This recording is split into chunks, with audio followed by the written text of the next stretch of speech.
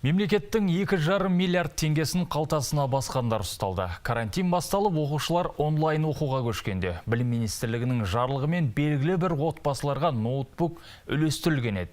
Осы сәтті оңтайлы пайдаланбақ болған мердігер бөлінген қаражатты негізсіз пайдаланған.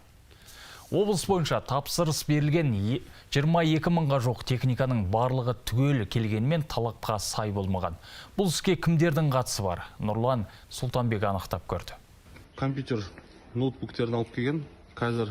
Бұл кадрда облыстық экономикалық тергеу департаментінің қоймасында су жаңа ноутбуктар қорапшасымен түсіріліп жатқаны түсірілген. Әр ауданға үлестірілген техникалар қайта жинақталды. Себебі нұсқауда көрсетілген талаптарға мүлдем сай емес. Хаттамаға қарап тексеру хаттамасынан барлығын толтырып.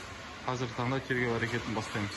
Пандемия кезінде қашықтықтан білім беру технологияларын пайдаланған мердігер облыстық адами әлеуетті дамыту басқармасынан тапсырыс алған. Техника көлемі 21763 дана.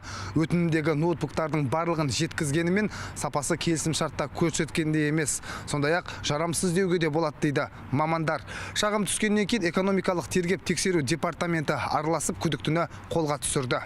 Жаңа техниканы жабдықтаушыға 3 миллиард 427 миллионнан аса теңге бөлінген. Оның 1 миллиард теңгесін істен шыққан техникаға жұмсаған. Күдікті қазір қамауда. Департаменттің Түркістан облысы бойынша экономикалық тергеп тексеру департаментінің өндірісінде Қазақстан Республикасының қылмыстық кодексінің 189 бабының 4 бөлігі 2 тармағымен басталған тергеу амалдары жүргізілуде. Әзірге тергеу қорытындысы белгісіз. Белгілісі бұл оқиғаға бір ғана мердігер араласқан. Ал тапсырыс беруші облыстық адами әлеуетті дамыту басқармасы бұл іске қаншалықты қатысы бар екені анықталып жатыр.